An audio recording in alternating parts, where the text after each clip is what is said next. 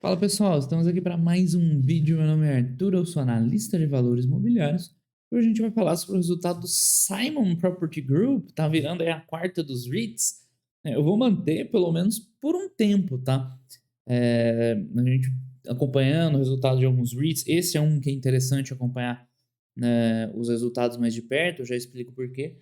Mas é o que eu falei na live lá, eu quero que vocês assistam os vídeos também, tá? Porque senão não que eu ligue para os views do canal, mas se tiver assim, né, uma procura muito menor pelos vídeos de REITs, eu vou fazer outros vídeos que eu acho mais interessante.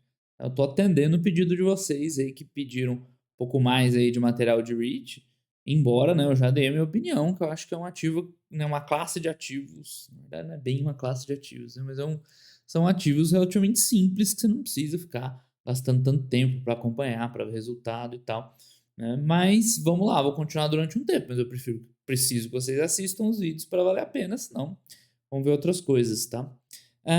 Simon, por algum motivo eu não achei a apresentação no site deles, sei lá o que os caras fizeram, se eles deram uma apagada, uma limpada, mas enfim, não vai atrapalhar aqui, é bom até que a gente faz um vídeo um pouco mais enxuto. O negócio deles, né, é relativamente simples de explicar, tá? É uma empresa que trabalha com shopping centers, tá? E aí, shopping center, dá para ver aqui, ó, no videozinho, que tá rolando aí das imagens. Shopping center num sentido bem amplo, tá? Então, tem desde aquele shopping mall lá, tradicional e tal, prédio, aqui ó, onde estão as propriedades do mundo inteiro, né, fechadinho e tal, ar-condicionado, até uns que a gente está vendo aqui também, que já tem uma área, um espaço maior, uma área aberta, né, uma tendência mais moderna, assim, de não ser aquele local enclausurado e ser um espaço que as pessoas vão passear, vai ter evento, vai ter alguma coisa assim, né? Eu falo muito disso nos vídeos da Multiplan, principalmente aqui no Brasil, tá? Mas é uma tendência que vem vindo em tudo quanto é lugar, acho que mais forte na Europa e vem tomando agora conta nos shoppings americanos também, tá? Eles têm shoppings nos Estados Unidos, nas principais cidades, no extrato mais alto de qualidade, então só shopping top, dá pra gente ver aqui. Tipo, tem alguns exemplos, ó, acabei de ver aqui, né, na Strip de Las Vegas, velho, não me lembrava disso aqui, não. Mas um baita de um shopping lá, todo estiloso, né? Na melhor localização possível. Cadê aqui?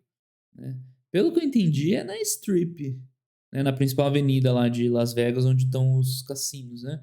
Que tá marcado o pinzinho aqui, né? Perto do MGM e tal. Caesars. Então, né, não tem como ser uma localização melhor que essa. E aí, uma propriedade, né, belíssima por fora, lojas só de, né, Hermès, Louis Vuitton, Prada, Versace, Armani, só coisinha, né, simples, né, tudo muito caprichado e elaborado e tal. Então, esse é um exemplo, claro, né, esse aqui deve ser um dos melhores do portfólio deles, mas é um exemplo do tipo de portfólio do Simon, shopping de nível lá em cima, né? De nível alto. Tem outros aqui. Isso aqui eu já falo das aquisições mais recentes que eles fizeram. Mas enfim, né?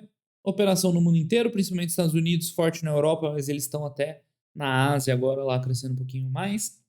Ah, Tem mais de 250 propriedades. Eles têm as melhores, né, location, quer dizer, né, eles têm shoppings de primeira linha nos principais mercados americanos, né, seriam as maiores cidades, é isso que eles querem dizer com principais mercados americanos, certo? Então ele é é o principal player do setor.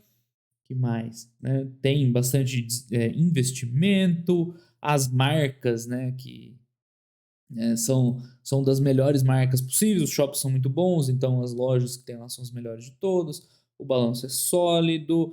Recentemente ela fez vários investimentos. Bom, deixa eu mostrar os números aqui, que eu já explico isso aí. Tá? Você olha o gráfico, você toma um certo susto, porque em 2020, né, teve um negócio que aconteceu bem relevante, aí, uma tal de pandemia que deu uma chacoalhada violenta nesses mercados, nesse mercado de shopping center em especial. Então todo mundo lembra disso, aconteceu no Brasil também. Os shoppings foram muito afetados pela pandemia, principalmente, né, os locais mais fechados e tal. Tipo, teve que fechar tudo, reduzir o horário de atendimento, né, na melhor das hipóteses. Então foi aquele carnaval todo, né? A pandemia parece, né, que finalmente a gente estabilizou para algo né, gerenciável, então hoje não é tanto mais uma preocupação.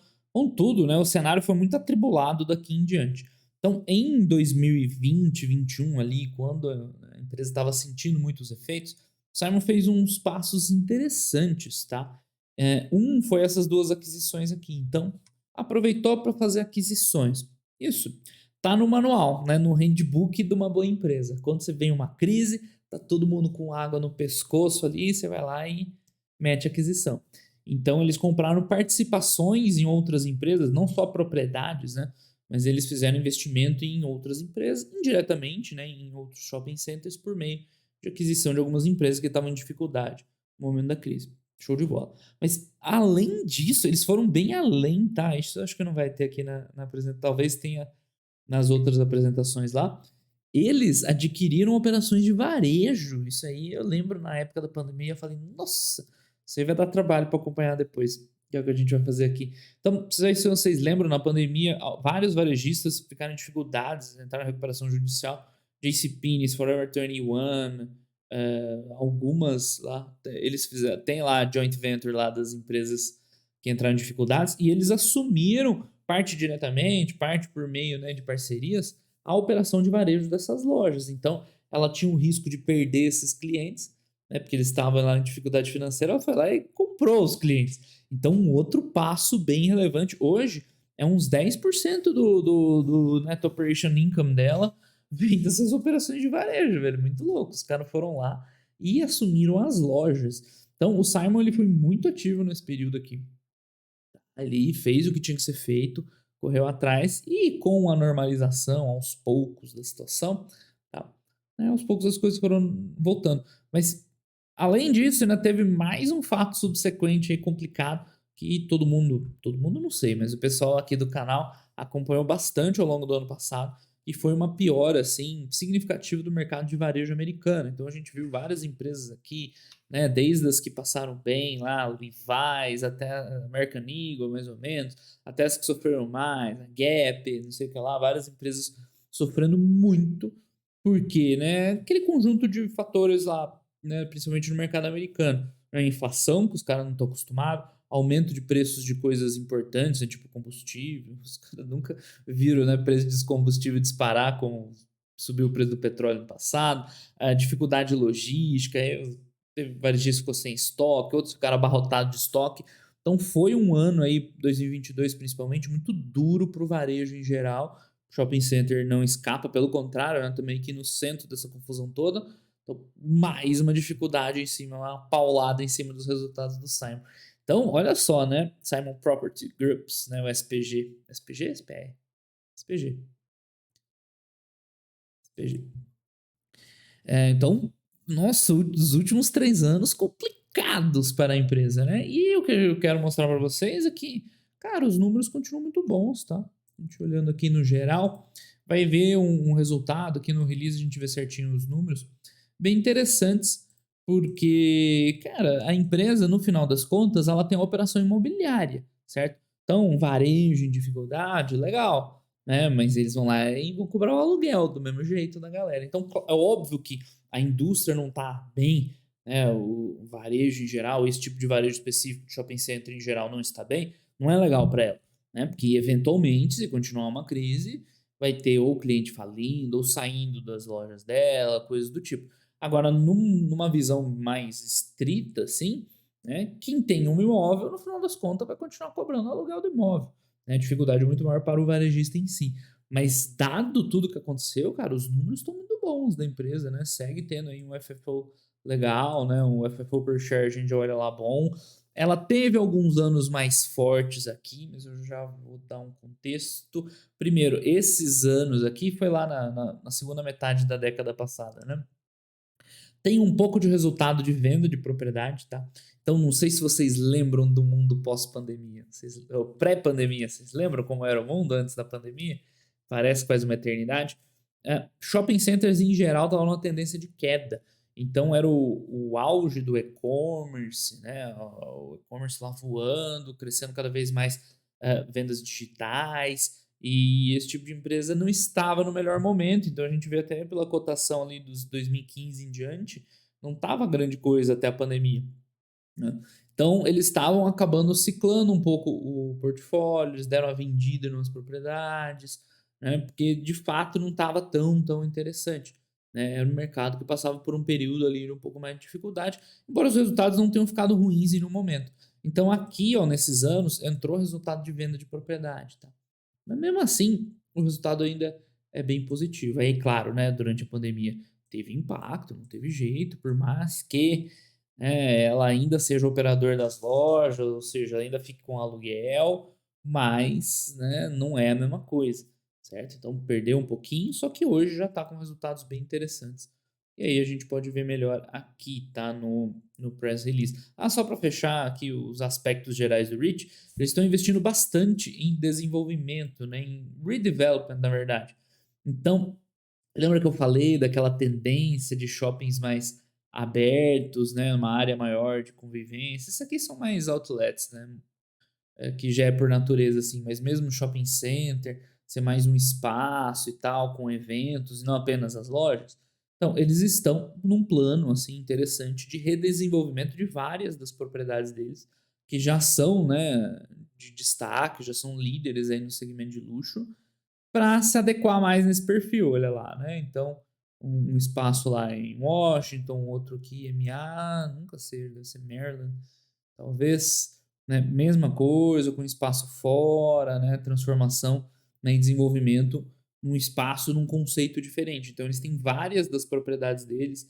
Essa aqui em Atlanta, pelo que eu estava vendo, eles estão fazendo um estilo FRT. Tem um hotel junto, tem um negócio de eventos, que é um estilo de desenvolvimento legal também. Tá? Então, eles têm investido não somente, né, naquelas aquisições que a gente viu lá, em adquirir operação de varejo, adquirir concorrente, né, mas também readequar o portfólio para as novidades que vai vir no futuro. Beleza? Então, vamos ver os números propriamente dito. A gente pode ver aqui, né, os indicadores, vamos aproveitar. O indicador de reach é um pouquinho diferente, mas enfim, né? Você tem lá um valor, a métrica mais usada, normalmente o FFO para REITs, eu já falei disso. Alguns, o Net Operation Income vai fazer mais sentido. Para shopping, inclusive, o Net Operation Income é um bom indicador, porque tem lá os custos de operação do shopping center, né, que fica por conta do dono do imóvel. Você não é o mero dono do imóvel, você administra o shopping center. Então tem lá gasto, segurança, peso e tal. Fica por conta aí, né, da gestão do próprio REIT. Mas o valor o FFO continua interessante aqui. Então é um REIT grande, tá? 40 bi de market cap. Tem uma dívida lá padrão REIT, tá? 5 vezes EBITDA, alguma coisa. Agora a novidade do Fundamentei, a gente tem dívida líquida sobre FFO. Então isso aqui eu até preciso ver mais para ter um bom parâmetro, porque é novidade, é difícil achar esse indicador aqui. Ele não é muito comum de ver por aí, tá? Mas enfim, voltando aqui, né? Então, market cap grande, tá? Tem pago um yield legal, mas é muito mais um efeito da queda da cotação do que do aumento de distribuição. Como a gente viu, né? Ele passou por muita turbulência. A cotação hoje é na casa dos cento e poucos dólares. É substancialmente abaixo do que vinha operando. Substancialmente não, né? Vai um pouco abaixo que vinha operando no pré-pandemia e o resultado dela tá igual ao do pré-pandemia. Então, comparativamente, o yield vai para cima, né? É jogado para cima. Não porque as distribuições assim aumentaram muito, né? Na verdade, está distribuindo até um pouquinho menos do que já chegou a distribuir. Mas como o mercado bateu mais do que sofreu o resultado operacional, o yield vai para cima. Então, um yield bom, né? Para os fundamentos que a gente viu, né? Propriedades sólidas, né? De destaque e tal, é bem interessante. Na grande página de indicadores, isso aqui para REIT não tem muita, né, não tem muita utilidade, tá? Os indicadores de DRE, melhor olhar um FFO, um NOI, se for o caso, tá? Mas o que é muito meio esperado, né? A maior parte do patrimônio vem de imobilizado, tem muito o que ver aqui. E o growth, ele tá meio comprometido, né? Porque a empresa tá se segurando, esse já é do lucro já, né? Com tudo isso que aconteceu, eles estarem segurando e mantendo o resultado, já é interessante, tá? Alavancagem, aquilo que a gente falou, alavancagem compatível, tá? Isso aqui vocês vão ver, é padrão do setor, 5 vezes dívida líquida EBITDA.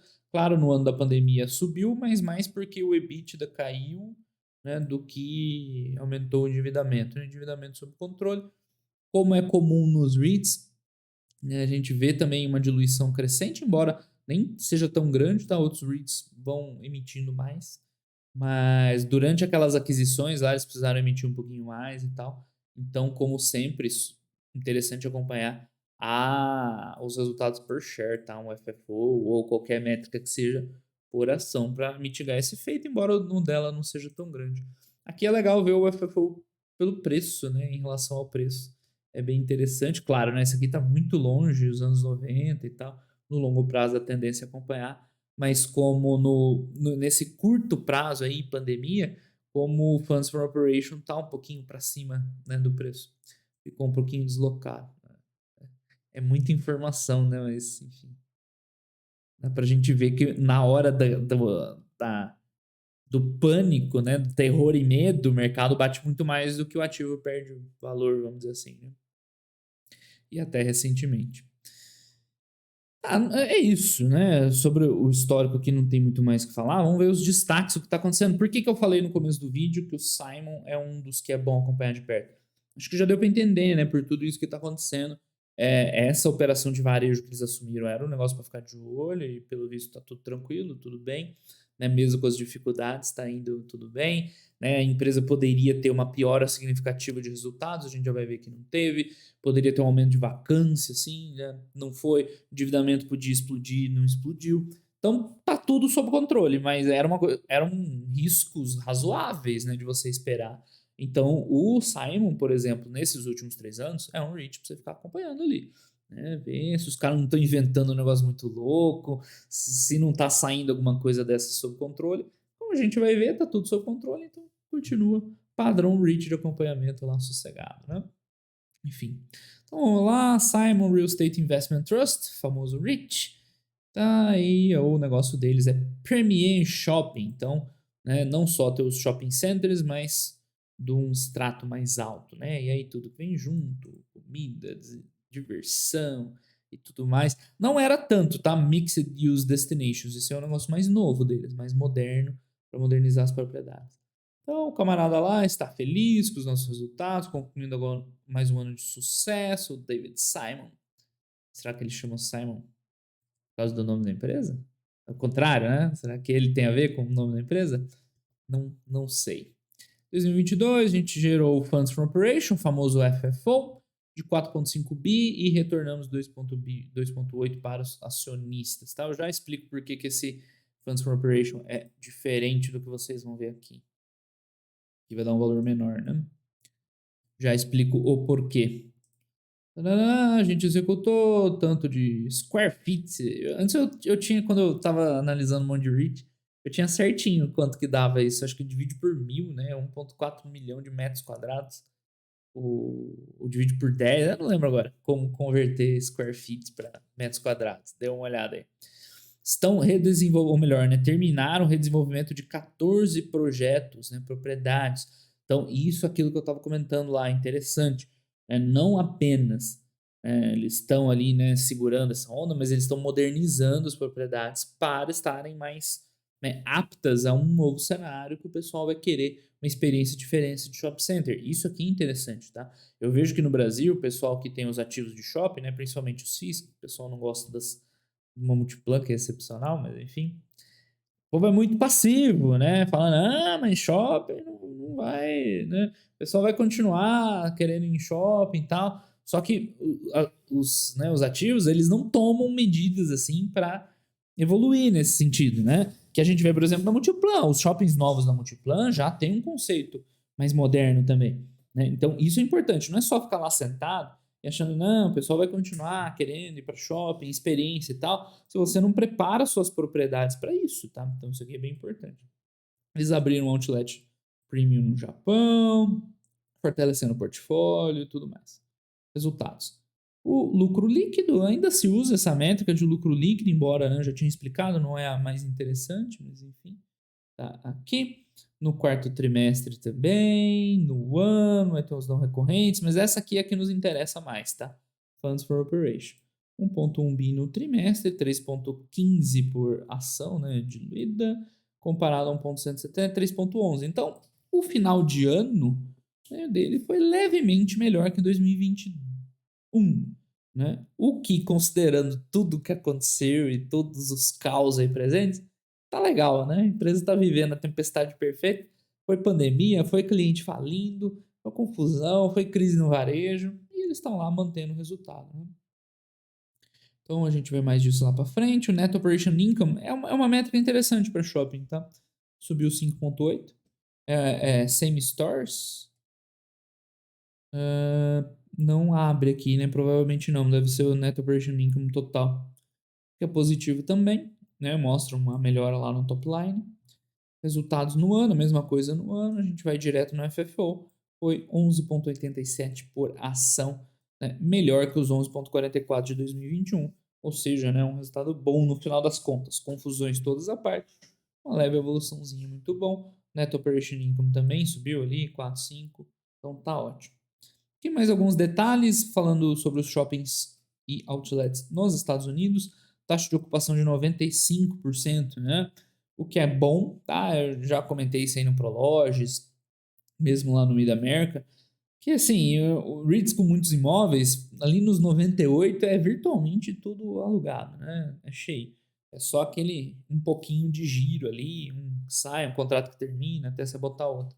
95 é quase isso, né? É um pouquinho de vacância ali, mas bem tranquilo. Parece com os resultados, por exemplo, da Multiplan aqui no Brasil, 90 e poucos por cento, ou seja, não tem um problema na vacância. E isso é importante porque seria um dos pontos onde poderia ter dado problema, onde poderia ter, né, com os desdobramentos de pandemia, de crise de varejo, poderia ser um indicador de piora nos resultados e tá ali, né, num nível bem tranquilo, tá? 95 até melhorou, ou seja, zero preocupação com isso aí, tá? Aluguel por metragem, né, por square foot, também teve os reajustes, isso aí é normal, né, vai reajustando. As vendas dos varejistas, né, então isso aqui é um indicador indireto. Eles não ganham, assim, pelo menos boa parte do retorno não vem das vendas, né? Provavelmente lá nos Estados Unidos eles também trabalham com uma parte variável do aluguel, tá? Mas isso é mais um indicador indireto de quão saudável tá a operação dos clientes deles, que em último caso, se não tiver saudável, no final das contas, né, o pessoal não paga o aluguel. Mas também um índice interessante aí de saudabilidade, existe essa palavra, dos clientes. E isso aqui é forte, tá? Porque, no geral, o varejo americano sofreu muito em 2022. A gente viu aqui poucas as varejistas que seguraram a onda, que mantiveram os resultados. A maior parte apanhou, virou para prejuízo. Então, é um resultado significativo. Como que ela consegue isso? Tendo os melhores shoppings. Porque aí, tanto você vai ter uma safra de clientes melhor, né? Um extrato de varejistas melhor, quanto também, né, a operação naqueles bons shoppings é mais saudável. Que mais? Desenvolvimento. Então, isso eu comentei, é um ponto importante. Aproveitar a crise, as dificuldades para evoluir, né? E conseguir se destacar no futuro. Então, eles completaram ali esse Fukaya Hanazono, desculpa, Premium Outlets, fora de Tóquio aí pelo visto. Então, acabou de abrir. Que mais? Continua construção e desenvolvimento em outros projetos. Ou seja, né, o pessoal está aproveitando para dar um tapa no portfólio ali, dar uma modernizada. Enfim, eles deram lá uma rodada de dívida, como eu comentei lá, essa dívida ali, 5 vezes EBITDA é meio padrão da indústria, taxa ali ok, né, 5%, para a taxa de juros americana hoje é até bom essa taxa, né, o custo da dívida, liquidez não é um problema, dividendos, né, eles aumentaram um pouquinho, o Simon, ele é um dos, acho que não, né, daqueles de dividendo crescente. Não, com certeza não. 2021, se fosse, já era. Já teria perdido o selo. Mas a distribuição também sólida, né, de proventos.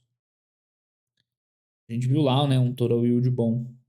E o guidance para o ano, né, é mais ou menos flat. Eu estava lendo lá o call. Tem uns impactos positivos, eles esperam melhoria lá no nó e tal. Por outro lado, um custo um pouquinho maior de dívida. E no final das contas, estão prevendo um ano flat para 2023. Não é assim, né, muito animador. Você vê um guidance aí, né, sem crescimento, mas como a gente estava falando, né? Num momento complexo para esse tipo de empresa, tá até muito bom, tá? Que mais que faltou eu falar para vocês? Ah, a questão do FFO ajustado, né? Deles. De onde vem? Aí tem os demonstrativos, ativos, receita.